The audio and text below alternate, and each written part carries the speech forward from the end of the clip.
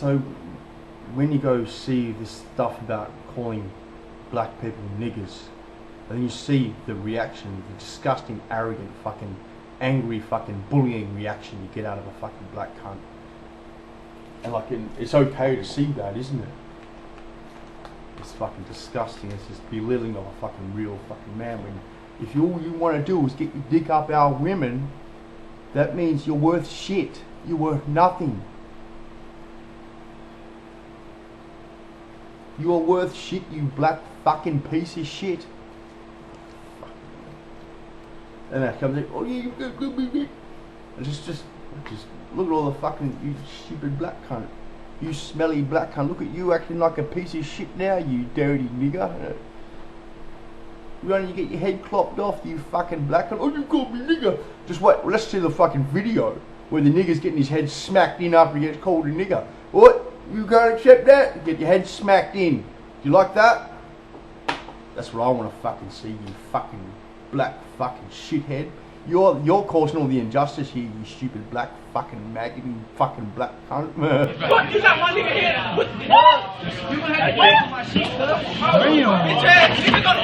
Oh, bitch! Bitch! Bitch!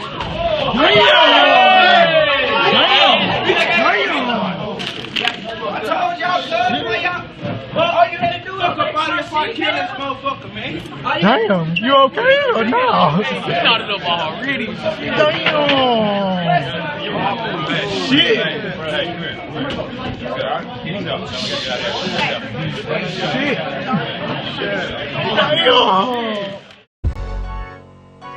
Umbrella. She's up. Whole nother level of shit you can't even understand. What is good, my people? We are live back again with another episode of The Forecast. Now, as a people, we have been thoroughly stripped of a knowledge of self. But at the same time, we are in a position where we can create whatever society we want to create. But first, we have to start understanding who we are. We have to be ready to stand up and protect each other. And as men, we do have to do better at protecting our women and children. Because if somebody can come in and harm your women and children anytime they want to, you can't have a community. But instead, we let white women play both sides of the fence. We give them a pass. And they are a major part of keeping white supremacy going. But that's because they know the system of white supremacy is designed to protect them. No matter how much you think they may like you, they don't want this system to be destroyed. They know all they have to say is a black man or even a black boy looked at my butt. And the mob is there ready to lynch somebody. Even if you kiss a white girl with consent, you could end up getting sentenced to 12 years in jail. Meanwhile, going all the way back into slavery, they can walk into our homes, rape our wives, our daughters, our mothers, and then face no consequences. When in reality, something like that should never happen while I'm still alive. And after hundreds of years, that does start to have an effect. Back in 1919, 100 years ago, during the Red Summer, the Longview Race Riot started because of a black man messing with a white woman, and it was consensual. Now, it started after a brother, Lemuel Walters, got beat up by two white boys because they found out their sister was in love with him. And the white girl said she would have married him if they were in the North. Now, after they beat this brother up, the police ended up arresting him for assault. But they were really charging him just for messing with a white girl. So then after they put him in jail, a lynch mob broke in and pulled him out of his cell. And then the next day, he was found on the train tracks, shot and killed. Now, the black community, much like we do today, 100 years later, asked for an investigation, but nobody was ever charged or arrested. So then about a month later, the story of this brother Lemuel Walters' death was published in an article in the Chicago Defender. Now, the story talked about how he had a consensual relationship with this white woman and how she loved him. But a lot of white people got offended at the notion that a white woman could love a black man. So then white residents started accusing another brother, Samuel Jones, of publishing the article because people knew he was a correspondent for the magazine. And even though he denied having anything to do with the article, the same two white boys that beat up this brother Lemuel Walters attacked his brother Samuel Jones. So then a black doctor named Calvin Davis took him back to his office and called for help from officials, but nobody came to help him. So then about 1 o'clock in the morning, about 15 white boys went to his house, but these two brothers were already expecting trouble. And they ended up getting about 25 armed brothers in the community to come help defend them. So when the white mob came trying to break into the house, these brothers started shooting back. And during the shootout, over 100 shots were fired and 3 white people ended up getting injured. And then these brothers were able to capture another white boy and they started beating him up and holding him hostage. And the rest of the mob was forced to run away. So then more and more white residents started gathering. And at one point it reached 1,000 people and they started breaking into hardware stores, looking for more guns and ammunition. And then about 4 o'clock in the morning, 1,000 people went back to this brother Dr. Davis' house, but everybody had already left. So then the mob just burnt his house down and burnt the neighbor house down. And the mob also burned down the black dance hall for no reason. And when they got to Calvin Davis' house, they burnt his house down. But his wife and children who were home was able to get away. And then the mob burned down his car. Then they burned down his doctor's office. And when his 60-year-old father-in-law, Marion Bush, was approached by the sheriff the next night, they claimed he shot at the cop and ran out the house. A Dallas newspaper reported that white citizens hunted him down and shot and killed him in a cornfield. And there's no telling what they did to the 60-year-old man. Eventually, martial law was declared, and 160 soldiers and Texas Rangers had to come in. Both the brothers Samuel Jones and Dr. Calvin Davis had to leave town.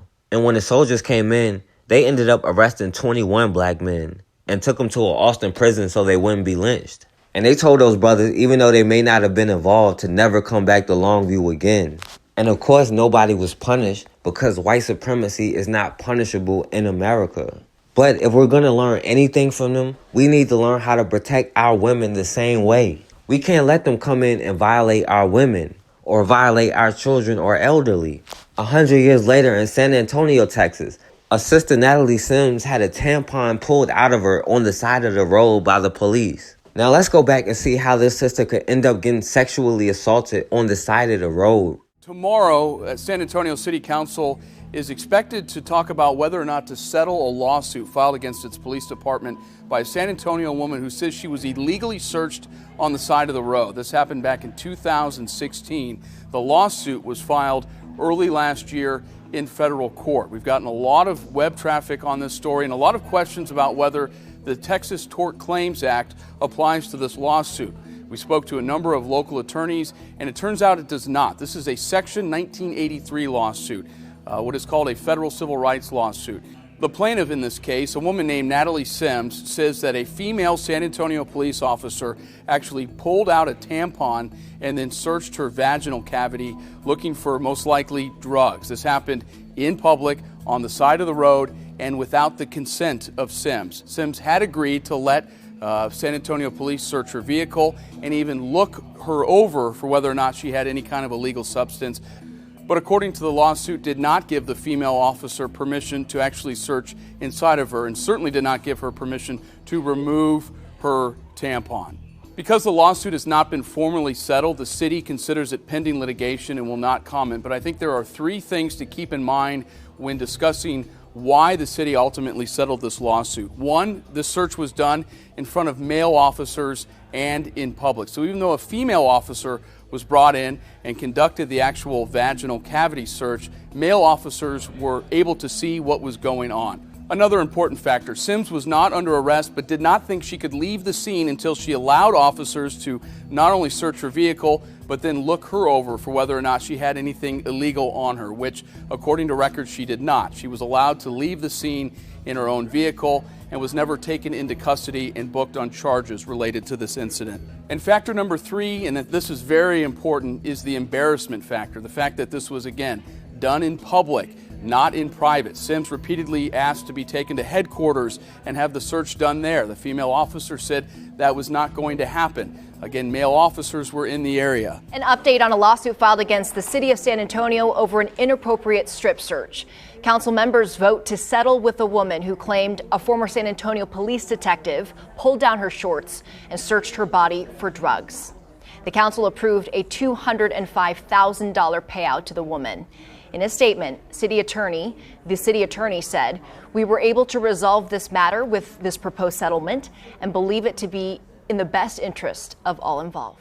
Now, this sister Natalie Simms was just sitting on the side of the road, minding her own business, waiting on her boyfriend, not breaking any laws. Then all of a sudden, out of nowhere, the police pull up on her and then start asking to search her car for drugs. Now, if the laws did apply equally, she didn't have to consent to any search. They didn't even pull her over. They just randomly pulled up on her and asked to search her for no reason. But she said she felt threatened and thought she wouldn't be able to leave if they didn't search her. And of course, this sister knew she didn't have anything. So after the cops searched her car and didn't find anything, a female cop, Mara Wilson, started to search her. Now, they're not finding any drugs. The sister is compliant, but they were determined to find a way to violate her and violate her rights. So then after this cop, Mara Wilson, searched her pockets, she told her to spread her legs. And the sister didn't consent to that, but she said she was just going to look and not reach. So then on the side of the road, in front of 5 male officers, she opened up this sister's pants and pulled down her underwear and used the flashlight to look in her vaginal area. Then out of nowhere, this cop reached in this sister's pants and pulled out a bloody tampon. And when this sister asked her why she would do that, she said, "I thought something was in there." And then the sick cop, Mara Wilson, started talking about the tampon, talking about it looked hairy, and then told this sister to turn around and kept searching her. She assaulted this woman against the law, against her will, without a warrant, without consent, on the side of the road in front of 5 male cops. And then trying to have a conversation with her at the same time like it's normal, like it's 18, 19 or something. And to them, it is. And this sister even asked to go to the police station so she wouldn't be violated on the side of the road. But they wouldn't even let her do that. And of course, they never found anything. And she was able to just drive away. But now this sister got assaulted and all she got was a small settlement. And of course, nobody has been punished and everybody still involved is out there patrolling the streets. And I don't know where her boyfriend was, but he wasn't able to be there on time. But do you think the Me Too movement is going to come to the sister's defense? You don't hear any of those groups speaking up for this sister. Because it's up to us to protect our women and to protect ourselves. Just like they do by any means necessary, even when a white woman consent. In another part of Texas, in a small town, a brother Rodney Reed has been on death row for 21 years for messing with a white girl. Now, let's see how this brother ended up on death row. New developments in the case of a man on Texas death row. Attorneys for Rodney Reed say there's new evidence which could help their case to exonerate him. KXAN's Amanda Brandeis has the latest. For nearly 19 years, Rodney Reed has never backed down from saying he's innocent in the death of 19-year-old Stacey Stites. She was killed in 1996, her body found on a rural road just north of Bastrop. I have to maintain my faith and my hope, you know what I'm saying? You know, a lot of the young people out there, it would give me a lot of hope and supporters and stuff like that, you know. His lawyers believe the real killer is Jimmy Fennell, a former Giddings police officer who was engaged to Stites. The defense says new evidence may prove Fennell committed the crime. They've received an audio recording between the widow of a murdered Giddings police officer and investigators. The widow said before her husband was killed, he was conducting an independent homicide investigation on Fennell. According to the woman, her husband believed Fennell killed Stites. I think the best case scenarios would be to discover any sort of actual physical evidence, whether it be notes, notebooks, files, anything that points to where his investigation was going. While the new evidence is promising, she says the case is wearing on his family. They are tired. They want their loved one to come home, and they're a little bit beaten down by the process as it's gone forward. But for now, there's no way of knowing when it will be over. Amanda Brandeis, KXAN News. And there's no deadline for the court to make their decision. Reed's attorneys hope they'll either exonerate him or give him a new trial. Now, back in 1996, this white woman, Stacey Stites, ended up getting murdered. Now, it turns out this white woman was having an affair with this brother, Rodney Reed. And we all know how forbidden that is, especially in a small town in Texas. Now, after she was killed, of course they tried to say she didn't know this brother at all. But so many witnesses say they saw them together. Now, this white woman was engaged to a white cop, Jimmy Fennell. But when they did an autopsy, they found his brother Rodney Reed DNA. Now, this cop, Jimmy Fennell, was already abusive. And this white woman always said if he ever found out she was having an affair, especially with a black man, he was going to kill her. This cop was even the first suspect, and he failed multiple lie detector tests when they asked him was he involved in her death. Instead, when they found his brother Rodney Reed DNA, they automatically made him the #1 suspect and arrested him. And of course, he didn't get a fair trial. They hid evidence. Even his own defense didn't call his witnesses. And they didn't even use his alibi. They didn't even have the correct time of death to make him a suspect in the first place. And a lot of witnesses say they were threatened not to testify. And those who were willing to testify wasn't allowed to testify. Her fiance, Jimmy Fennell, said she was kidnapped on her way to work. but forensics say she was killed before she ever left the house. They claim her car was stolen and they strangled her to death with a belt, but they never tested the belt for DNA, and the car didn't have anybody's fingerprints but this white woman and the cop. And on top of that, her autopsy isn't consistent with somebody who was strangled. They say it looked more like somebody who was drowned to death, which goes against his story. Even the cops who were investigating said the evidence was leading towards this cop, Jimmy Fennell. But mysteriously, at least 2 of the cops who started saying this brother Rodney Reed was innocent ended up murdered. One of them they claimed was a suicide. But despite all of this, they charged him with her murder and the jury found him guilty. And they ended up sentencing him to the death penalty. They claim this brother Rodney Reed has a history of violence and he has other accusations against him. But this brother has never been convicted of anything. And he was never charged for anything he was ever accused for. Meanwhile, this cop, Jimmy Fennell, ended up raping another woman while he was on duty and got convicted and was sentenced to 10 years in prison. The former Georgetown police officer released from prison after serving 9.5 years for kidnapping and raping a woman he'd arrested. The family of his murdered fiancée is cheering his new freedom, insisting he's not a killer. Jimmy is not guilty of this. He didn't murder my sister. Jimmy loved my sister and was going to be a good husband. But not all members of Stacey Stites' family are convinced. He was the first person of interest in his fiance's murder, and attorneys for the man who was convicted of the crime, Rodney Reed, are trying to reignite that suspicion. KXAN's Brittany Glass traveled to Huntsville for Fennell's release. More than 20 years after her sister's murder, Deborah Oliver says her family has been silent long enough. They were very happy together. They were looking forward to getting married. And never have we thought that Jimmy was guilty of murdering my sister, ever. Loved ones of Stacey Stites say they stand by the man she was about to marry. Let him go have a life and leave him alone, absolutely. Even though Jimmy Fennell would go on to commit a separate violent crime. We know that he made a mistake. He's served his time. He's paid his commitment to society. And it's time for him to start a new life. Oliver says the back and forth speculation about her sister's killer needs to stop. To constantly have people look at you as if, you know, did you kill your fiancé when you know that you didn't? I can't even imagine what that would be like. But another family member doesn't see things that way. Cousin Heather Stobbs was disowned after supporting Rodney Reed, the man sentenced to death for Stites' murder. Stobbs says there are too many unanswered questions in the case. Questions about evidence. If you can't have the time of death, then you don't have Rodney Reed doing it. You have Jimmy Fennell doing it. And that just makes more sense. Stobbs says Reed deserves another trial. Why can't it just be redone? You can't put somebody to death and then just wonder and wonder and wonder. But both women agree on one thing. The focus should be on the victims. Aside from Rodney Reed, that there's another victim, and it's Jimmy Fennell's victim. Too long we've been trying to fight for justice for Rodney, who didn't deserve justice at all. We need justice for Stacey. We need justice for the victims. In Huntsville, Brittany Glass, KXAN News. Rodney Reed was convicted of Stites' murder and sentenced to death. An appeals court stayed his execution just days before it was to take place in 2015, and the stay remains.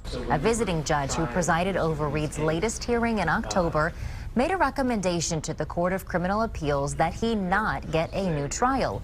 A final decision from the court is expected soon.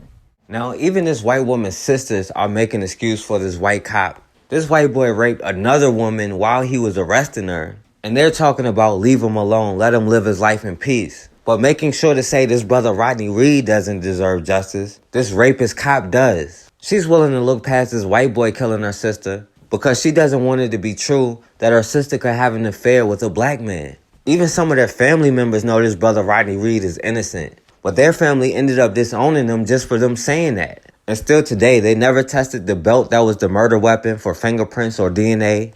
3 forensic experts say the time of death is off. 4 different doctors concluded that Rodney Reed's guilt was medically and scientifically impossible. But none of that matters to them. They still put this brother on death row for having an affair with a white woman who was married to a cop. And he was already supposed to be executed, but he was granted a stay. And now this brother is set to be executed in November, and they refuse to give him a retrial, despite all the evidence. But that's because it's not about right or wrong. It's about being on code. It's about maintaining a system. And they understand if you harm their women or children, it has to be consequences. But we have to understand that.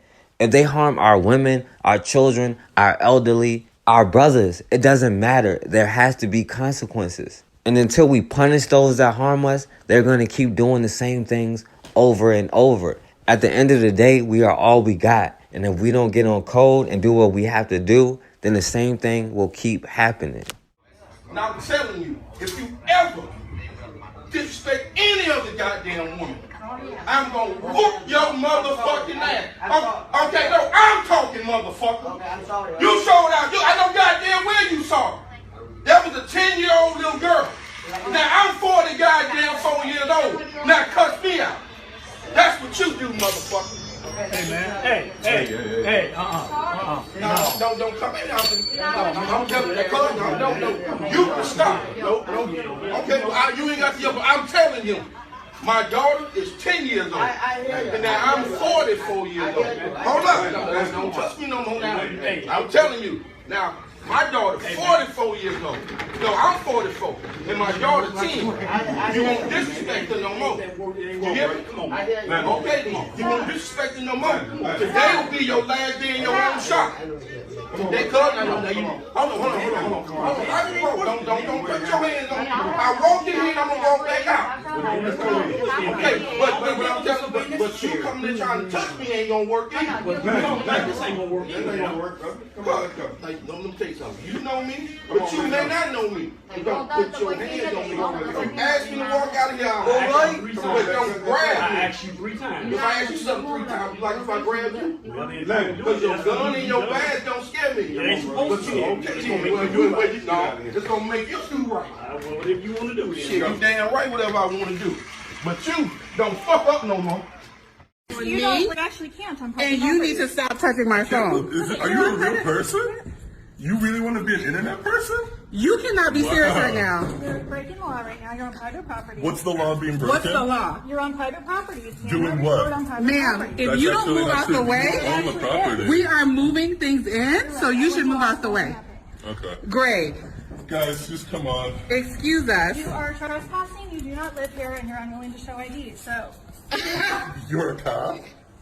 You cannot be serious. I can't believe this is happening. Oh my God. Come on in, sir. Ma'am, if you could please move out the way. We have people that are moving in furniture. Okay. Marcia, just let her do her things, and when the cop comes and tells her to go away. So. Who has this kind of time? I want to get this done, and then this is 8 o'clock. No one's changing anything, Kathy. You're the one that's up here making up stories and won't move out the doorway. What's their name, Kathy? It's on Ashton, and there's an entrance there, and that's where they're coming in. Yeah, and they're refusing to show me ID. And yeah, because I don't have to show you anything. She has, no business being on the property because she doesn't live there. You have no business being here right now. And they're on private property right now. Apartment buildings aren't private properties. Yes. If we have permission from a tenant, we can come and go as we please. And the status with the city right now is that they can't take new tenants to this. I cannot believe. But the tenant already She's lives already here. in here, ma'am. They're moving her furniture in, you idiot. She won't tell me the unit number, but she said she was moving in.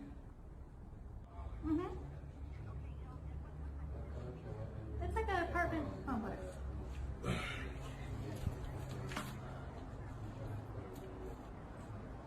So it's being, I guess, bulldozed. I don't really know.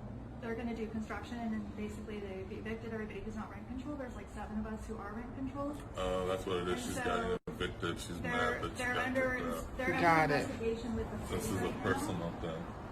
No, it's actually not. Nothing to do with me. Because this has nothing to do with you. This is someone who lives here. We're bringing her furniture in. There is not, actually. And it's... Hello? There is not. No, there's not. And they're under investigation right now with the city, and this is part of the issue is that they've been trying to rent the units. Hey, what's up, man? Is it possible that we do this tomorrow? I'm in the middle of something, helping out a friend. This girl, she won't show me. She won't tell me she won't show me ID. She said that she's moving, and she said she has a key, but she is not an actual tenant of this property. And That works, that's they're fine. sitting on private property right now. They won't tell me who they are. Thanks. You know. Appreciate it. Ma'am, because it's none of your business. That's why we have a key and we have the right to be here. don't You have haven't the shown right me to- any ID, have you? Where's your ID? What's your unit number? What's your social security? Since you want to ask information. So she's yelling at me saying I don't have a right to be on this property. No one said that. You can do whatever you want. You don't have a right Literally, to stop I'm us from recording. So bringing- you making up lies to the cops? She's recording me. I am She's recording actually you. on private property recording. Yeah. It's against the law. It's not. They're laughing. 2-0. Because She wants to be famous because she Right. wants to be famous for being a racist idiot. Because people, you know, Okay. because she hasn't seen enough white people's I lives saw get this ruined. happening. She wants to be part of the trend. Please post this everywhere. Oh, I am. Because I think it's hilarious. This is probably the funniest thing that's happened to me in a long time. I didn't actually, I mean, I've seen the videos. I didn't think it was like a thing. But seeing this ridiculous human being actually existing in the world is funny to me. I just can't believe this. Are right they now. on their way? So can you move out the way now? Okay. Well, let me go get You my... actually can't go. They said you have She to. has a Ma'am, key. you're going to stop trying to put yourself in front of me? I don't have to show you anything. This is not a secret. This is her furniture. Whoever she's calling, I don't know. And that's actually one of the reasons we talked with the city. The problem is, please stop recording on private property. You can be arrested for this. No, she can't because you can record police. You're not police, so you can shut up. You actually can't on private property. Actually, It is against you the law. If can. you're on the sidewalk, she can record whatever she wants. Ma'am, I can But I want record wherever I want. Okay, fine. Oh, I'm Even giving- the I'm dogs giving my are like, consent. why? I'm giving my consent. Even her dogs are like, why are you Okay, so doing here's that? the thing. They be trying to go to the bathroom, and she's We're up here bringing her acting a furniture. fool. Why do we have to tell you that? Who are you? We don't have to. You're in here. You're trespassing. We are not trespassing. So we're trespassing by Yes, you bringing are. furniture? We're trespassing. You don't live No, here. wait, no, Rita. We're trespassing in your work model.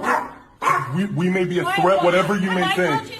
We're bringing because it's a logically inconsistent ridiculousness of I've what never you're seen doing. you before in my life. It's you taking to your world. Oh. Well, we're blocking you now. Well, you were. God, Oh. bye. You look stupid. You're gonna be famous. I do Oh, hope now so. you want to leave. Bye. Ridiculous human being. I got a student up here at Mesa View that is refusing to do anything anybody says. That's the voice of Farmington police officer Zachary Christensen, who walked the halls of Mesa View as a resource officer for the past 4 years. Here, he's talking about a 6th grade student who's in trouble. This morning, she went straight to the cafeteria. She took more milks than she was supposed to. She threw a milk on the ground. At this point, the girl is waiting for her mom to pick her up. We are concealing her face and identity because she's a minor. The vice principal and principal have been following her around. According to Officer Christensen's field report, the child assaulted 2 school employees. But take a look at the lapel camera footage. This is what the officer claimed was the first assault, as the student walks past the assistant principal. And this is what the officer says was the second assault. Can't push him out of the way. The girl tries to move past the principal to open the door. Then, Officer Christensen loses his patience. Okay, I've had enough of this. Take your bag off. Take your bag off. You're done. You're done. You're done. You're not going to assault the principal. The officer's lapel camera is knocked to the ground, but a school employee repositions it, capturing what happens next. Put your arms behind your back. Put your arms behind your back. Ow! You're hitting my arm! Get off me! Ow! As soon as he asks you. My arm!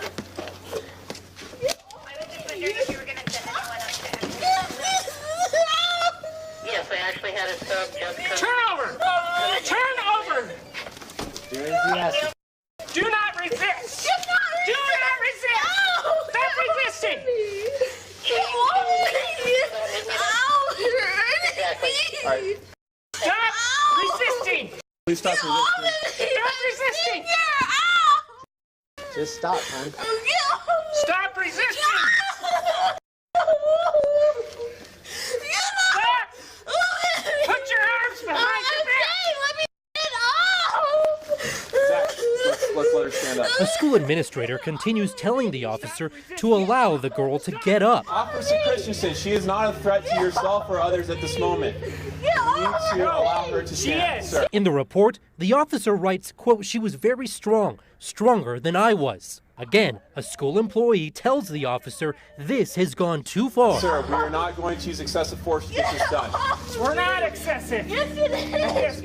She's an 11-year-old girl, and it's a shock to the system to see that this is a thing that can occur at a school by a certified peace officer. Attorney Mark Kernut is representing the student and her mother. They're now taking legal action against both the city of Farmington and the school. When you have a situation where there's a report that says a felony is committed, another felony is committed, and then you review the factual documentation you have of that through the video, and it doesn't add up,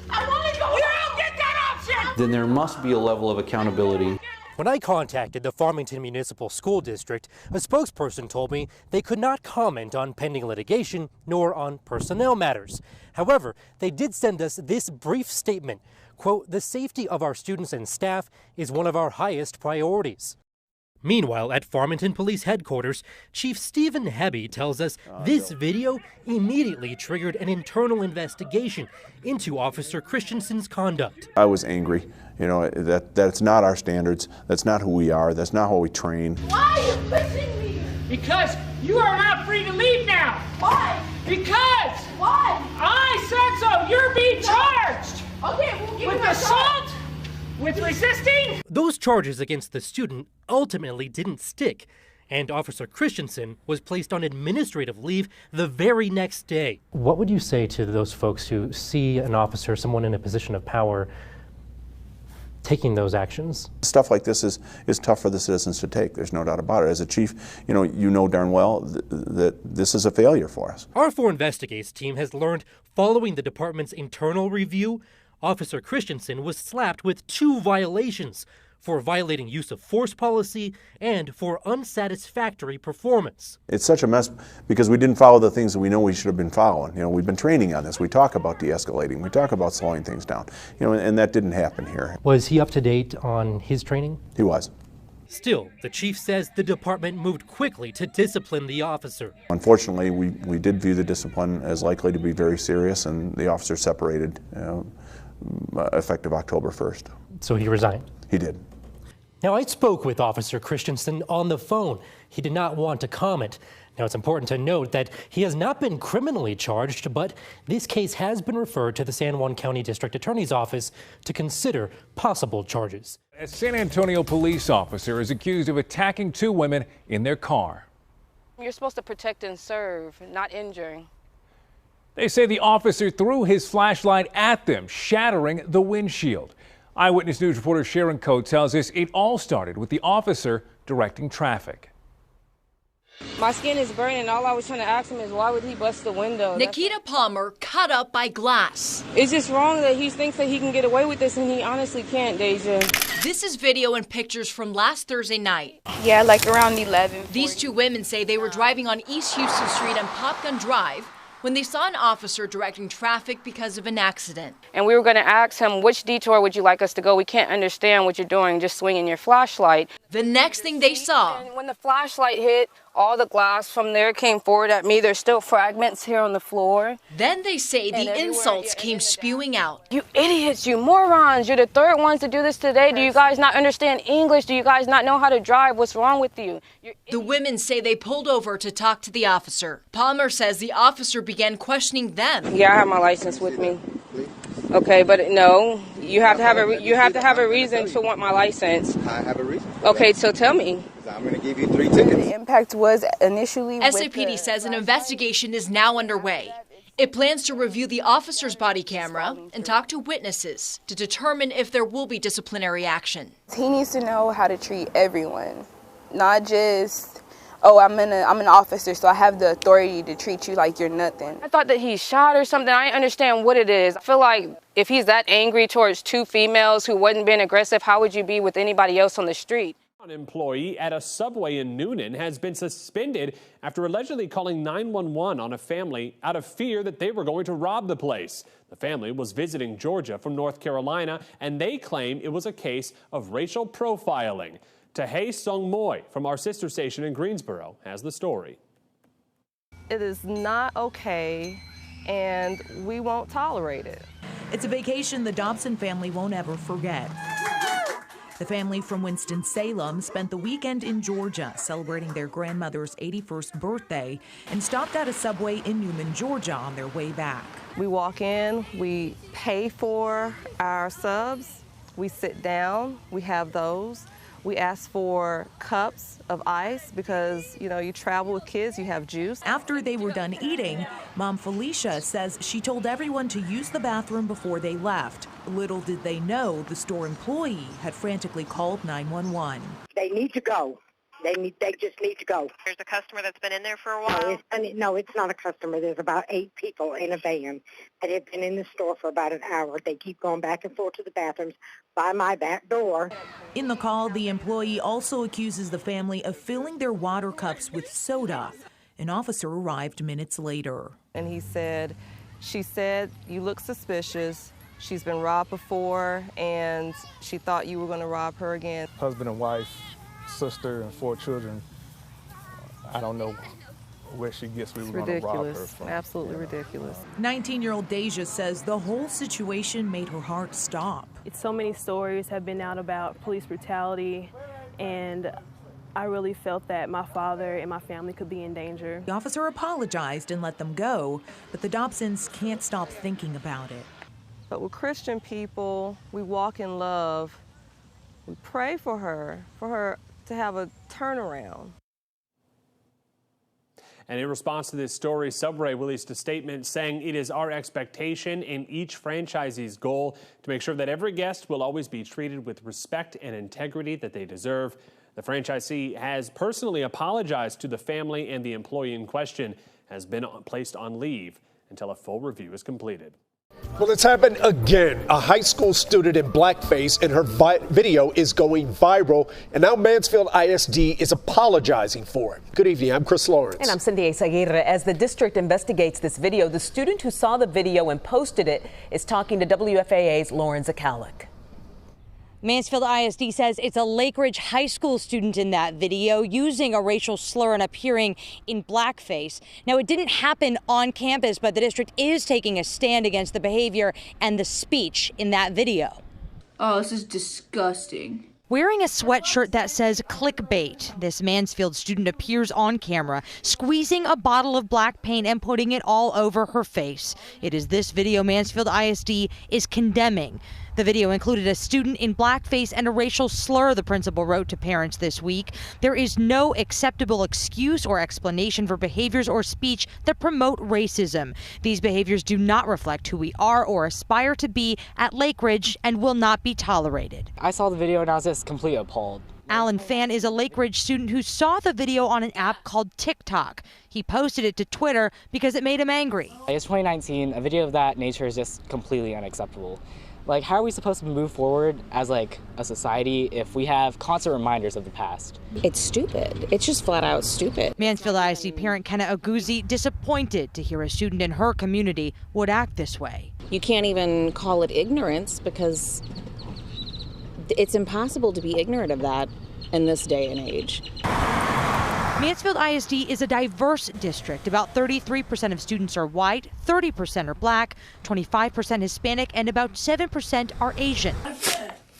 The district says the off-campus incident would be handled according to the district code of conduct. The principal telling parents, "We are better than this." Not a single board member returned our email for comment. That's a hobby horse right there. Remember that stick with the horse in it? Oh, yeah. I think I had one of those. Yeah, they gathered for the annual Hobby Horse Championships, and an estimated 1,000 spectators watched about 200 people.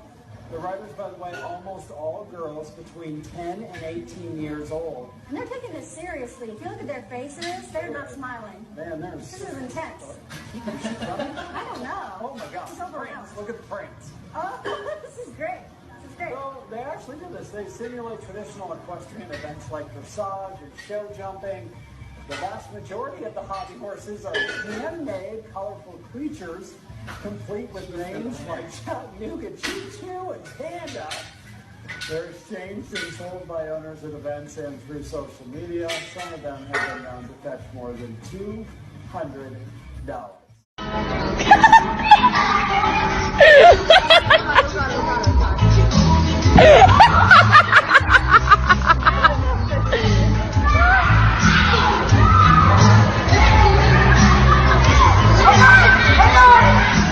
Somebody watching Emerson. She couldn't Emerson of Ripley. Ripley's a joke.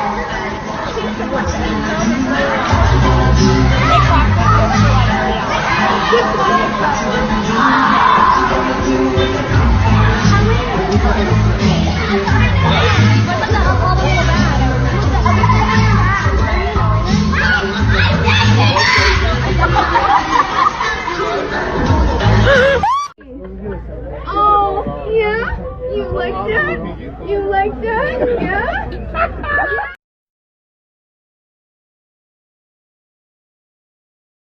All right, and we back on the forecast.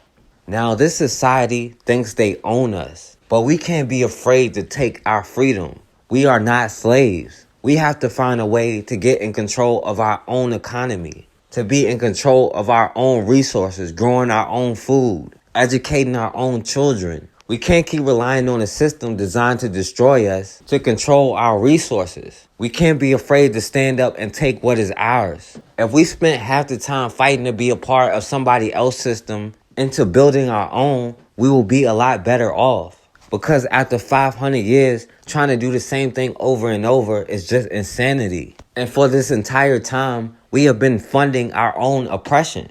They constantly shed our blood and then preach acceptance, forgiveness, and then tell us to forget any of this ever happened. But as long as we keep forgetting, then the same thing is going to continue to happen. When we see how they use the same tactics, the same excuses, and the same talking points, maybe then we'll be able to see that we cannot change anybody else. The only thing we can do is change our circumstances. And we can only do that by changing our mentality. Back in 1962 in Mississippi, a black Army corporal, Roman Ducksworth, was shot by a white police officer who said he tried to grab his gun and he feared for his life. Now, this brother who was in the military was stationed up in Maryland, but went home to visit his pregnant wife because she wasn't feeling well. Now, by the time he got to Taylorsville, Mississippi, he had fell asleep on the bus. So the bus driver, doing what white citizens are trained to do, called 911. Now, when the cop William Kelly got there, he told his brother Roman Ducksworth to get up and go to the back of the bus. But of course, this brother refused. So then the cop told him to get off the bus, and he refused again. So then the cop arrested him, accusing him of being drunk. Now, once they got off the bus, they got into a struggle. Some say the cop threw the first punch. Some say this brother threw the first punch. But then this cop started beating his brother in the head with a police stick. Then while this brother was on the ground and the cop standing over top of him, he shot this brother right in the heart, killing him. Now, instead of investigating, a town official told local and national reporters that this brother Roman Ducksworth was drunk and he reached for the cop's gun. And then within 24 hours, a grand jury called the shooting justified. And of course, the black community marched in protest, but nobody was ever charged. And now, 57 years later, the exact same scenarios are playing out the exact same ways. In Delaware County, Pennsylvania, a brother Darren Williams was shot and killed outside of the courthouse. And they claim this brother was reaching for their gun. So let's see how this brother ended up getting shot and killed outside of a courthouse. Breaking now at noon, police swarming to a Delaware County District Court after gunfire erupts outside. Good afternoon, everyone. I'm Jim Donovan. And I'm Janelle Burrell. We're told that one person was shot and killed. Let's get right out to our Shantae Land. She joins us live outside the court where there is a large police presence this afternoon. Shantae, what can you tell us? Yeah, Janelle and Jim, I can tell you that it was a man that was killed. This is the courthouse right here. I just want to walk you through what we've learned and what witnesses have told us. The man came out of this courthouse and actually somewhere in the middle of the parking lot, he was shot by a constable. Chopper 3, it was actually live ahead overseeing. A constable shot a man who wrestled away from a police officer's gun outside of the Linwood District Court in Delaware County here around 10:40 this morning. The shooting happened in the court's parking lot here on the 500 block of West Ridge Road around 10:40 a.m. Now, we actually spoke with a woman. She was here with her husband. She tells us that the way that it happened may have been differently. She believes the man ran away initially and that he was restrained and did not reach for a gun from the constable or an officer. Take a listen to how she describes what happened. The officers, when they ran up to him, the white officer was closed fist punching on the black guy. And they finally restrained him to the ground, tased him twice with the stun gun. Now, they had him on his side, like stomach side, kinda. And they said that the gentleman tried to reach for the gun. I saw the whole thing. He didn't. How could he reach for a gun if he's restrained and he can't move? He did not try to reach for the gun, and the cop, the other sheriff, shot him twice in the back. And it's wrong. Black Lives Matter. And what happened right now with these cops was just uncalled for. The man was restrained. There's no reason they should have shot and killed him. And that woman was pretty shaken up there. Back out live here, you can see that blue tent. That is specifically where the shooting happened, behind that truck. We actually seen some handcuffs of some sort on the ground a little bit earlier, a shell casing as well. Witnesses tell me that they heard 2 shots. I also spoke with a neighbor who lives diagonal behind the courthouse. She was playing loud music and she heard one of those pops. We will, of course, stay here and continue to gather more information. Now, this brother Darren Williams had got arrested the day before for a DUI. So after he was arraigned and being taken back to his cell, he was able to get away from a trainer police officer and a constable, and then he ran into the parking lot. Now they eventually caught this brother, and the witness said the white cop ran up on him and began punching him. Then when he was on the ground, the witness said they tased him twice. Now this brother was restrained on the ground on his side, and the police said this brother started trying to grab their gun. The police claimed this brother shot himself first, and then the constable shot him twice in the back. But the witness who was standing right there said it was impossible for him to grab a gun because they had him restrained on the ground, and there was no way he could reach for the gun. But then the police claimed the witness story doesn't match the surveillance video. But the cops happen to be the only one with access to this video, and for some reason they won't release it, even though this video is supposed to back up their story. And we know the few times where the video does back up their story, they release it so quick. But in this case, we just have to take their word for it. Fatal district court shooting in Delaware County, and we are hearing very different accounts now of the same story. Here's what we know at this point. A large police presence swarmed the district court in Linwood. It happened about 10:40 this morning on the 500 block of West Ridge Road, and that is where Eyewitness News reporter Shantae Lands is live with the latest on this ongoing investigation. Shantae. Yeah, Natasha, the district attorney for Delaware County met with us outside of here. She said she viewed surveillance video from a camera outside this building. She says she saw a scuffle between an inmate and 2 law enforcement officers. It lasted about a minute, and at the end of it, the inmate have appeared to accidentally have shot himself, and the constable shot him too. I just heard this pop and I heard all the sirens and the cops and everything. Chaos outside of Linwood District Court in Lower Chichester after authorities say a man got a hold of a trainer police officer's gun in the parking lot. The prisoner and 2 constables came running out of the building. They were chasing the prisoner. The prisoner somehow got the gun. 1 constable tased him, and then the other constable grabbed the gun. The gun went off, and the guy was shot. The man was identified as 34-year-old Darren Williams from Chester. But I heard him say, "I got the gun now." The Delaware County District Attorney says he was brought to court for his arraignment this morning after he was arrested last night after allegedly driving erratically on a road in Trainer with his girlfriend's stolen car. The DA says he resisted officers then. He was under arrest. I was told to place his hands behind his back. He began struggling with 4 officers and refused to take commands with them. His family from Chester showed up looking for answers. His mother-in-law and sister says he was a father of 2. He was an easygoing, nice guy. He, like they all have, done their stuff, but he was a real nice guy, and I could never see him resisting arrest. Neighbor Amber Hubchick heard the gunshot from her bedroom. Yeah, it's crazy. I knew this is a courthouse here, but this kind of stuff doesn't usually happen around here, so it was wow, right almost in our backyard. And there were conflicting reports from witnesses we spoke with about who exactly got a hold of the gun and shot the actual inmate.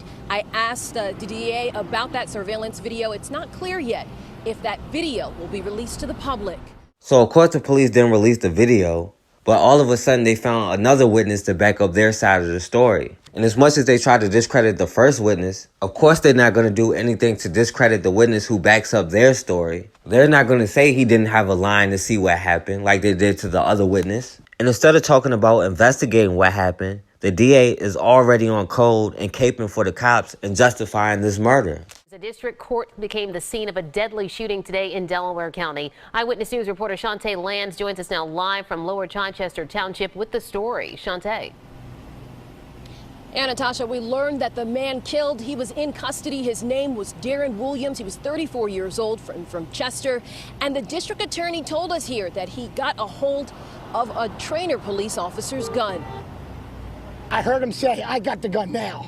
Authorities confirmed that a man in custody got a hold of a trainer police officer's gun after running out of a holding cell after his arraignment around 10:40 this morning at Linwood District Court in Lower Chichester. The prisoner and two constables came running out of the building. They were chasing the prisoner. The prisoner somehow got the gun. One constable tased him, and then the other constable grabbed the gun went off, and the guy was shot. Police say the man, later identified as 34-year-old Darren Williams from Chester, appeared to have accidentally shot himself in the stomach, and a constable shot him in the back. Handcuffs lay on the ground and shell casings. The Delaware County District Attorney says Williams was brought to court from jail for his arraignment after he was arrested last night after allegedly driving under the influence and erratically on a road in Trainer with his girlfriend's stolen car. The DA says he resisted officers then. He was under arrest and was told to place his hands behind his back. He began struggling with 4 officers and refused to take commands with them. They're not telling us anything. We don't understand what happened, why it happened. His family from Chester showed up looking for answers. His mother-in-law and sister says he was a father of 2. He was an easygoing, nice guy. He, like they all have, done their stuff, but he was a real nice guy, and I could never see him resisting arrest. He's all right. He ain't the best of kid, but he's okay. He didn't deserve this, I don't think so. And there are conflicting reports from eyewitnesses that we spoke with. The district attorney says that there is surveillance video that she looked at that is from a camera on top of the building, the district court here. And I spoke with just now the president of an NAACP chapter. He says they want to see that video. Prosecutors say a father of 2 grabbed an officer's gun, then accidentally shot himself. But civil rights activists and the man's family are not satisfied with that conclusion. Eyewitness News reporter Kimberly Davis has more from Linwood, Delaware County. In my room listening to music on my computer, and I just heard like a pop in the background, but I wasn't sure what it was. That pop was the sound of 34-year-old Darren Williams of Chester being shot and killed Friday morning in Linwood, Pennsylvania. According to the Delaware County District Attorney's Office, this all happened after Williams' arraignment outside of Linwood District Court in Lower Chichester. Trainer police officer and a constable returned to the cell. They opened the cell door, and he had no handcuffs on him, obviously, at that point in time. He immediately shoved the door open. We're told he pushed both law enforcement officials out of the way and ran into the parking lot. While in the parking lot, a scuffle broke out. According to the DA, the constable used a taser on Williams. After Williams fell, he was allegedly able to grab the officer's gun. The first shot appears to be that he shot himself while they were struggling on the ground. And the constable then shot Mr. Williams. We're told there is surveillance video of the altercation, and the community is calling for that video to be released. The cops always say that they grabbed the gun, or they try to get away, or they had the gun, or this and that. And when the story really come out, it's different. Williams' father also showed up to the scene of the shooting. At this point, I'm having a hard time dealing with it because what they're saying, how it transpired, I can't believe it. Officials tell us they are also reviewing surveillance video. Now, they claim this brother took the gun and then shot himself in the stomach while he was on the ground. But then the constable was able to shoot him twice in the back. But if he was on the ground, on his back, how did he get shot twice in the back? And if he was on his stomach, how did he grab the gun? And despite this brother being restrained, of course, they still felt for their life and had no other choice but to open fire. And of course, we're just going to have to take their word for it. But as long as we keep responding the same way, then we'll continue to get the same results. If we're still marching 50 and 60 years later, then we're going to get the same results that we've been getting for the last 50 or 60 years. We don't have any other choice but to be ready to put it on the line and take what is ours by any means necessary. We have to be ready to protect ourselves. And when people start understanding that harming us comes with consequences, they're going to start to think twice. And at the end of the day, we are all we got, and we don't really have any other choice. They stay on code to maintain their position, but we have to get on code to get out of the position that we are in. And we cannot be afraid. And when we start changing our mindset, the position that we are in will begin to change. Apparently your hand's broken, you're unable to do it yourself. Never said my hand's broke. I said under what law? You're not informing me. Under what law? I have to inform you with I ask you to open your door, you can open What's your name, door. sir? None of your guys. What's your badge number? None of your business. That's my badge number. How about this? How about you open your door? And what's going to happen? With your intimidation and your incrimination, what's going to happen? I don't give a dude. And I'll tell you this right now. You're weird, bro. Oh, this is going to get scaring really me. bad. Good. I hope you are scared. Who I all am. you got in the room with you? Is it just you? Who are you? Don't worry about it. What's your badge number? What's your name? What is your business? And under what law and what grounds are you trying to come in here on? You're a tenant on this property, bud. You don't have any rights. All right. Let me see something. What just happened, bro? Turn my phone up when you. You're in now what? We got the door open. We're getting Hey, let's go. Oh, nothing. We're just sitting here. You never identified yourself. This is the wrong person. You guys are still harassing me? Y'all still harassing me? Y'all don't even know who he is. Y'all don't even know who he is. You don't even know who he is. You don't even know who he is. You don't even know who he is. You don't even know who he is. On the ground. You don't even know who he is. You don't even know who he is. On the ground. I already been to your office, bro. You guys been harassing me. I know you. I know who you are. Who is? Say his name then. Say his name then. Say his name then. Name's Cujon Thompson. Wrong person. Wrong person. Wrong person. Wrong person. This is not Cujon. This is not Cujon Thompson. I'm going to give you the count of 3, and then you're going to get on. No, hey, I'll slap the out you. Get away from me. Stop touching me. I'm not walking towards you. I'm walking away from you. Don't touch me then. Don't touch me. On the ground. Hey, he don't have to do none of that. PD's on their way out. See? You just f***ed up. Hey, yo, that's a fat lawsuit. That's a fat lawsuit. You're a weirdo. Look at you. You're a weirdo. You're ugly, too. You're ugly. Look at her ugly ass. She ugly as f***. You're ugly as f***. You're not tall enough. That's not my name. That's not his name. Y'all just big time. I'm not going towards them. I'm documenting. Okay, try to spit in my face. See what happens. Now, I gave you my back. Now Get what? away from me. I gave you my back. Now what? Why you guys trying to do it behind the wall, away from everybody? And why is she trying to block me? I'm not walking up to her. I'm gonna walk away. Now move. Look, he's trying to. Wow, look. He just. Keith, that's money. That's money. That's the wrong. Keith, that's money. That's the wrong. Times also said in an article the other day, apropos of nothing, they were talking about it, going back to the Italian Americans, because you now have me. I read the article, yep. They used an expression that Southern Italians were called, I believe they were saying Southern Italians, Sicilians, I'm half Sicilian, were called, quote unquote, and pardon my language, but I'm just quoting the Times, nigger wops, N-word wops, as a derogatory comment. When I said that WAP was a derogatory comment, that's when the Times Union told me, no, you should look in Wikipedia. WAP really meant a dandy.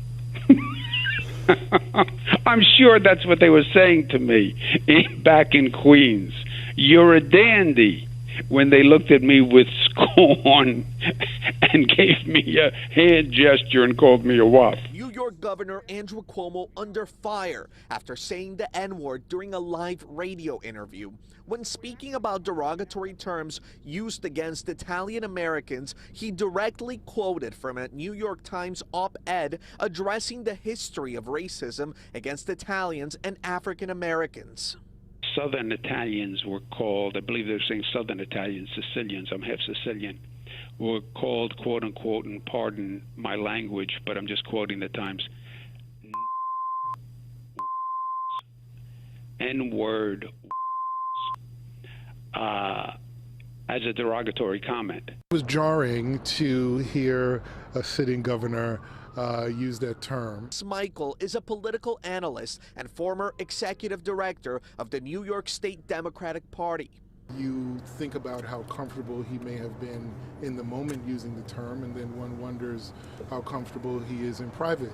We also showed New Yorkers part of the radio interview. Okay, so he had enough foresight to sort of qualify the statement. So I think that it was totally inappropriate, but I think he just really didn't think it through.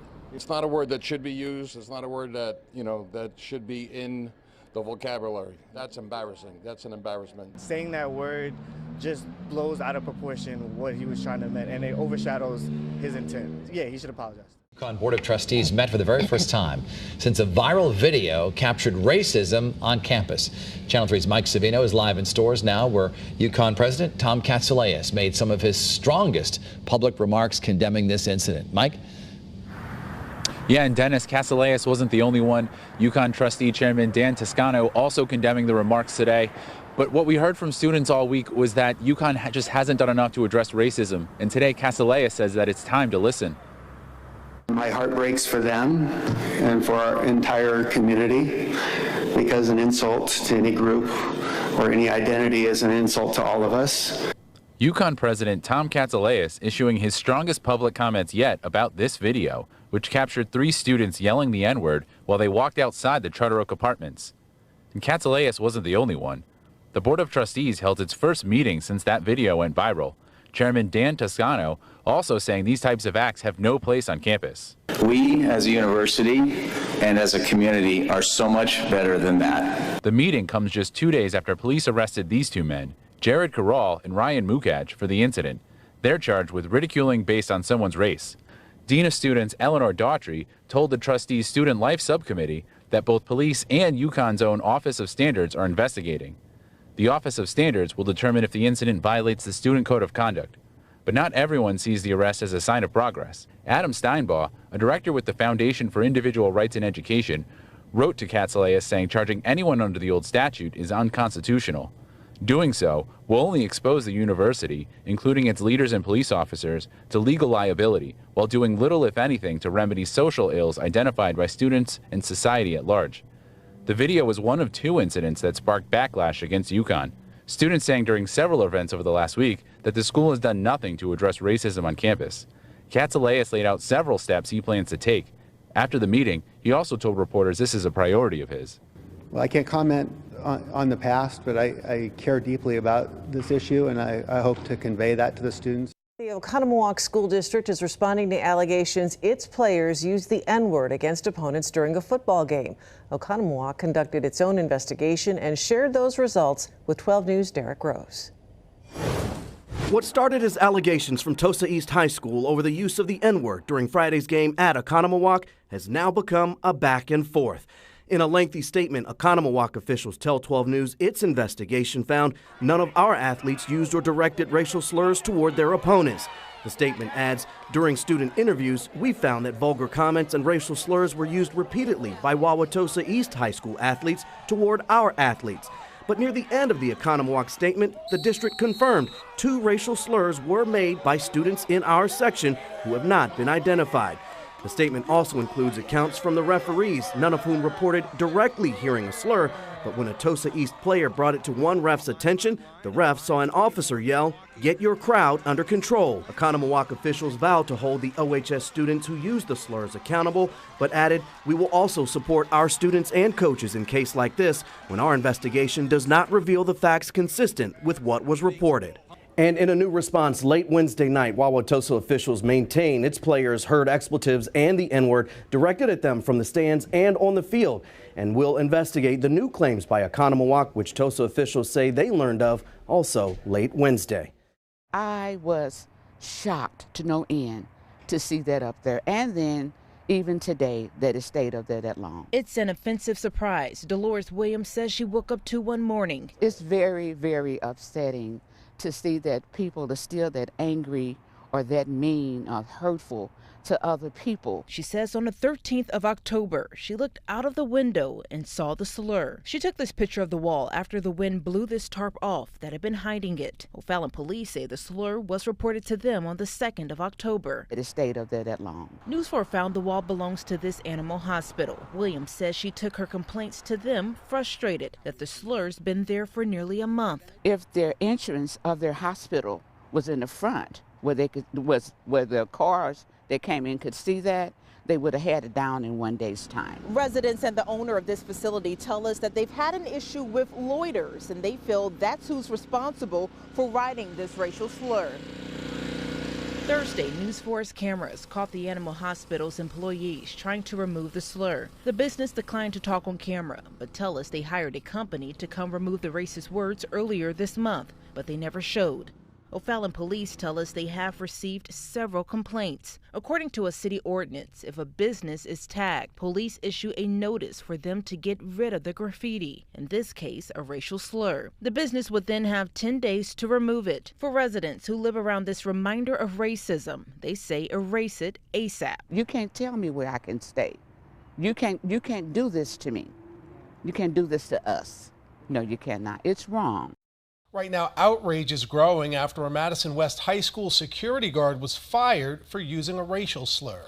Scores of students walked out of class to protest the firing. The security guard, Marlon Anderson, tells 27 News an African-American student called him the N-word, and Anderson told him not to, but they both used the actual word. The school says it has a zero-tolerance policy on racial slurs. The Madison Teachers Union filed a grievance, though, on Anderson's behalf Thursday, appealing his firing.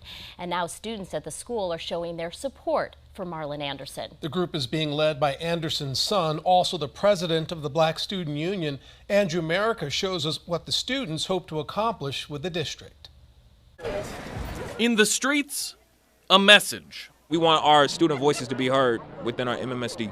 Led by Noah Anderson, president of the Black Student Union and son of Marlon Anderson, hundreds marched not only to support Marlon, the halls are kind of sadder without him, but to change the policy that led to his firing. The zero tolerance policy is incorrect and needs to take into account context. Some teachers joined students supporting their former colleague. He's the reason that most of our black students show up, because he makes them feel safe, he makes them feel wanted in this school. Taking the message to MMSD administration, marching around the building before a small group went inside.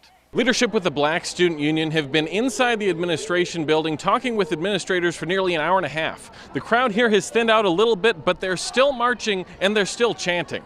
After nearly 2 hours, Noah Anderson addressed the crowd. There's a process, and they said they're willing to expedite the process. Not a rehiring, but a start in the appeals process and a promise to listen to students. Anything that got anything to do with us, our voices will be heard. From now on, I think that what we are hearing is that there are many other lenses that we should be looking at this policy. Administrators admitting that the N-word is too complicated for a blanket policy. They are educating us, right? They are our future, and we have to consider them in making decisions and policies that impact them directly. Students celebrating, but not done. I'm satisfied with the fact that we were heard. Not satisfied just yet until everything goes the way it should go. In Madison, Andrew America, 27 News. School Board President Gloria Reyes says Monday morning she'll meet with administrators about Anderson. She also says she wants to ensure the process moves quickly.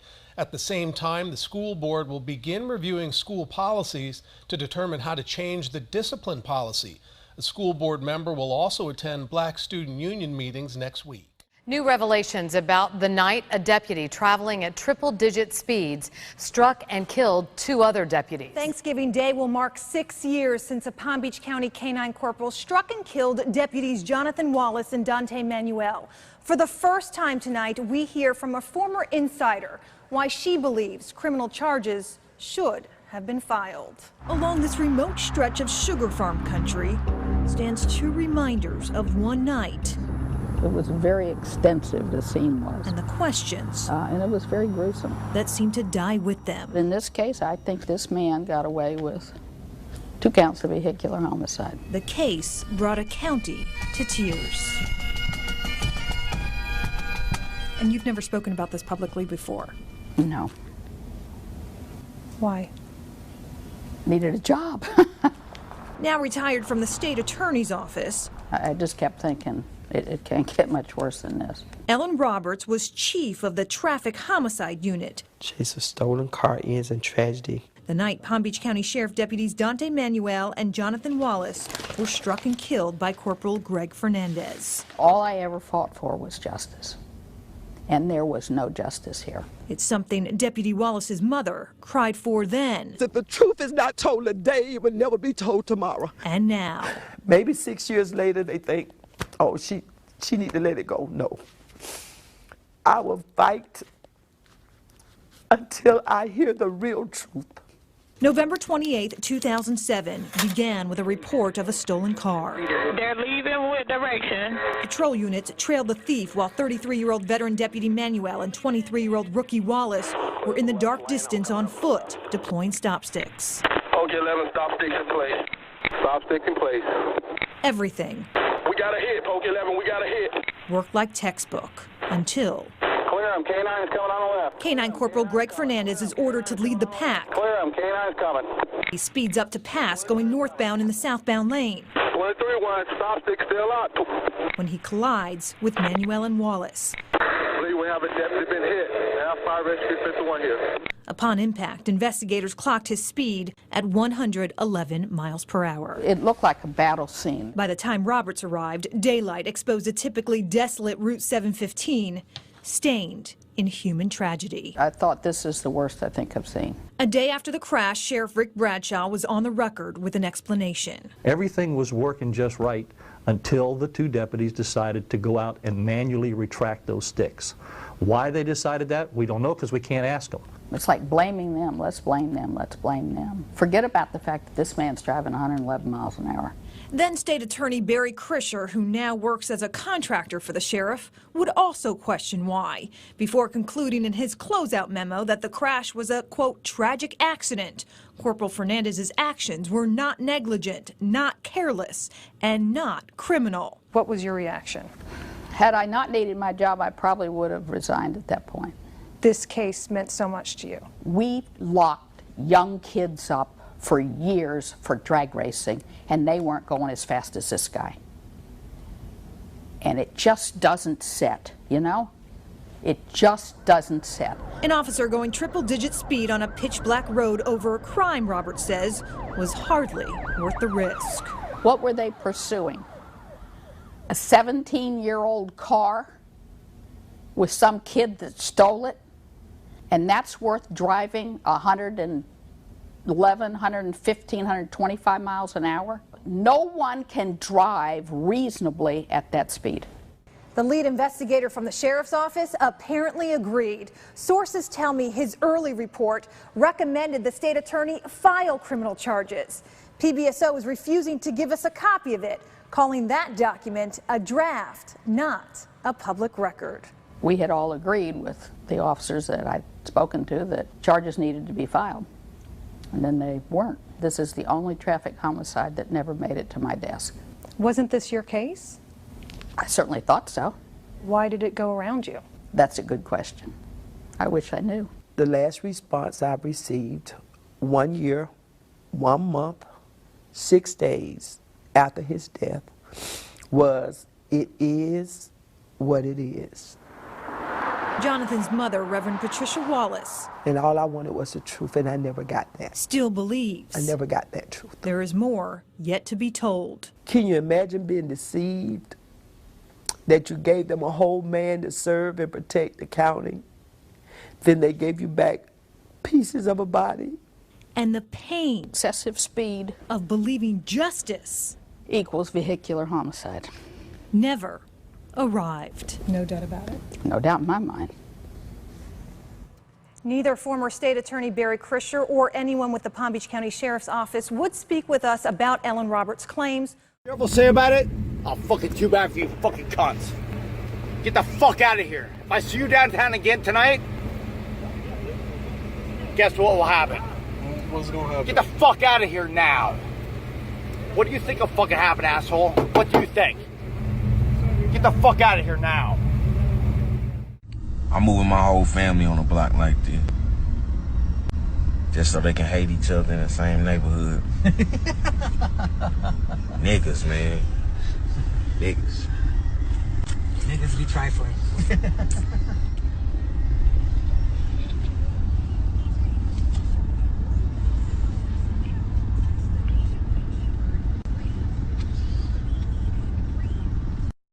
And if you say nigga, we're coming after you. Alright, chill my nigga. Excuse the fuck out of me, bitch. Hold pause every motherfucking thing, bitch. We shutting down church for today. You ugly ass, Stuart Little, big face ass, long face ass, bicycle seat face ass bitch. Did you just say motherfucking nigga, bitch? Yes, I did, nigga.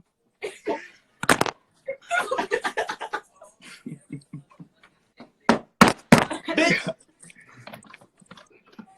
Say it again. Nigga.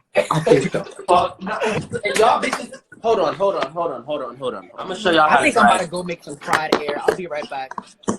Shut the fuck up, bitch. Oh. Because I'm making some fried air? How about you go shut the fuck up? All y'all motherfuckers. You sat there and motherfucking laughed at him and he motherfucking said nigga like he a black ass man. Bitch, you was not motherfucking Nigga, I black. am black. So why don't you stop coming to me, nigga? Prove it. Nigga, I'm African American, so I don't know what you're talking about. Prove it. What you talking about? Prove it. How you want me to prove it? Prove How you want me to it. Prove it. How you want me to prove it? Prove it. Bitch, I'm not black. Bitch, you see how black the fuck I am. Bitch, you not motherfucking black. That you not motherfucking black, you ugly ass motherfucking bitch. Take the motherfucking blacks up. I know your hair smell like shit. My hair actually smell good. Now, Yo, who's black? Who's black? Me, not you. Technically, I'm No. Who's black in your family? I'm dead ass serious. My pops. Who's black? My pops. Let me see her. Bro, I don't know how you want me to do that shit, nigga. I'm using my Let me see her. This is my pops right here. He not black? He not black? He not black? Now let me see, because I don't see black. Bitch, I don't see not one bit of black. I see Hispanic.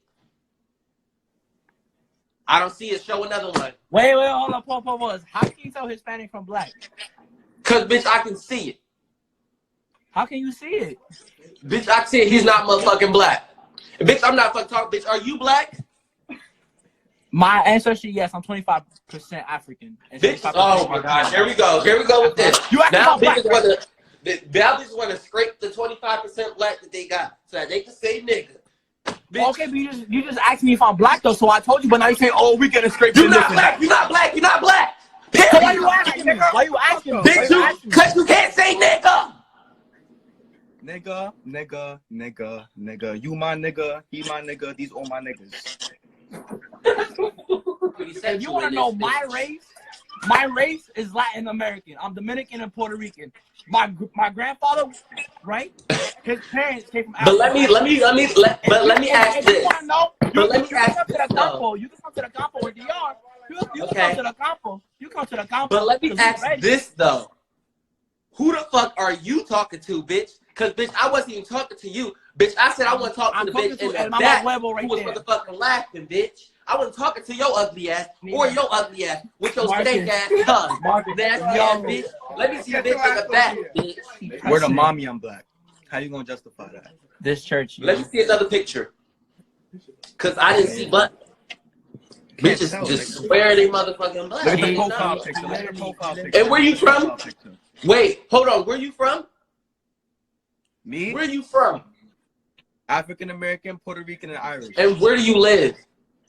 New York. New York. Of course.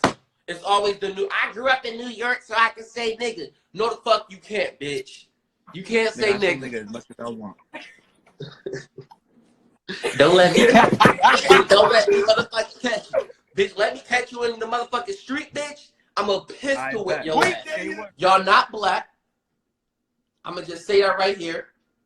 And number two, if I see y'all niggas, I'm pistol whipping you. We can shake. I say nigga. Excuse me? Try to catch us. Excuse me? You heard me, nigga. Oh! Yo, it's niggas like this. It's niggas like this. You know what? I'm not only gonna pistol whip you. I'm gonna call my spirits down to pistol whip you. Bitch, I'm gonna call my ancestors down to pistol whip you. Bitch, we all pistol whip you. Movie. Bad joke. Bad joke. Bad joke. Come on. Come on. Bitch, ain't no motherfucking bad joke. Bitch, this ain't no motherfucking joke. Bitch, the joke's ended when you said nigga, bitch. Ain't no motherfucking joke, bitch. So what happened if I'm not black? If I'm not black. Well, what's the problem? Bitch, you not black. And I was want you to know that. Happened? I'm a proud Hispanic. So what happened? And you not black. ¿Cómo se dice? So you can't say nigga. Fuck. I can say nigga, I'm black. Y'all see this? See, this why I don't even go live, y'all. This why I don't even go live, because it be ignorant ass niggas like this who just be coming Who you out. calling ignorant? Who you calling ignorant, nigga? Bro, what the fuck is wrong You with want to you? come up for us talking about we not black and we are black. If you're not black, don't say it, ... So you was literally growing up in South Bronx, so all of my niggas out here. Bro, what are you talking about, those? Yo, you sound dumb right now. Yo, you guys are ignorant. Are you black? Oh my God, Are you black? Yo, look at Deep Versace. Yeah. Okay, and you know your friend's not black and they over here saying nigga? What? We can say nigga, we black. Oh yeah, Mama Huevo, listen. Put the black girl back on that bitch so I can talk to her. Jazzy. It's not y'all. It's not y'all because y'all ignorant. It's her. You got them out here saying nigga and you black? Oh no, I wasn't in the room. Y'all was saying that? Yes, they say nigga. If you hear them say nigga, pistol whip them. Oh nah. Yeah, exactly. Cause y'all fucking crazy. Y'all crazy. Why they on a Nokia? Y'all need Bitch, to your mother look on a Nokia. Suck my dick. Y'all need to actually research why you can't say it, cause you can't say it. Neil, they didn't leave town like you said, so I figured you'd want to see them again. Hello, Samuelson. Now look, I gave you people fair warning. I pleaded with you. Neil, you too damn easy on them. We gotta keep them down, and there ain't but one way to do it. You notice that big buck ain't here. I put the fear of God in that black boy.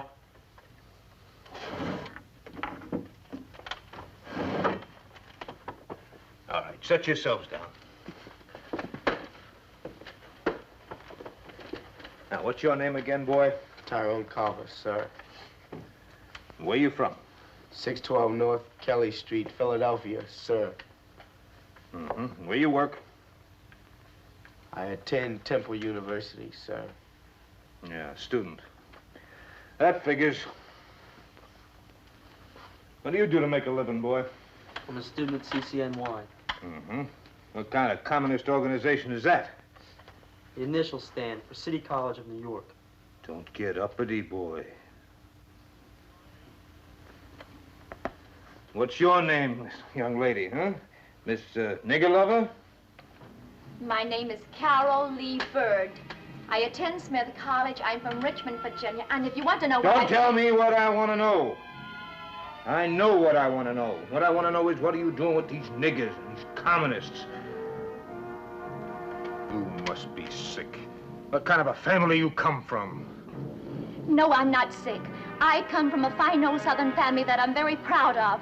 My father was Judge Oscar Bird of Richmond, and my Uncle Joe Morrison is the Virginia State Attorney. Your father would turn over in his grave. What you need is a good horsewhipping. Oh, I'd sure like to give her a whipping.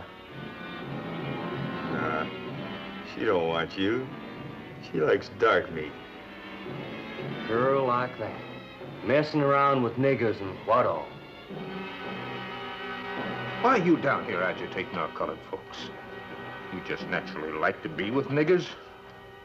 Yes, I like Negroes. They're people. People? Yes, people, not animals, and they're entitled to dignity. And as a Southerner, I'm sick and tired of apologizing for my Southern brethren. Don't you apologize for me. You apologize for yourself. You may come from a Southern family, but you ain't no Southerner. I'd sooner die before I'd live to take sass from any ignorant nigger. Now listen here. Here's what we're gonna do. You, Miss High Flying Bird, you're gonna get in your car and you're gonna drive up north. And you? I don't hold you no grudge. You think you're helping your people, but you're hurting them.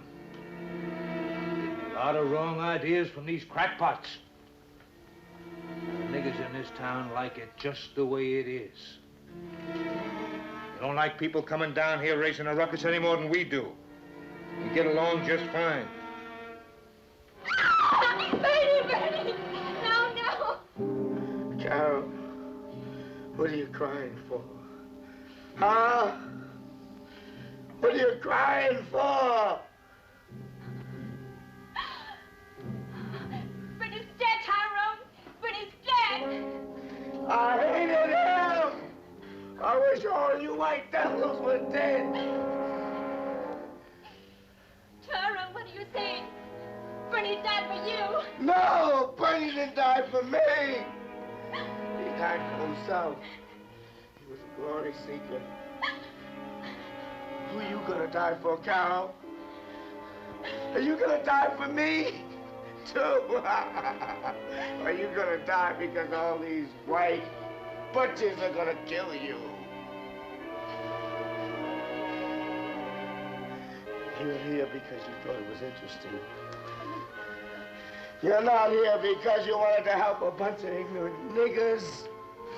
You feel the same as they do, that we're niggers! No, Jerry!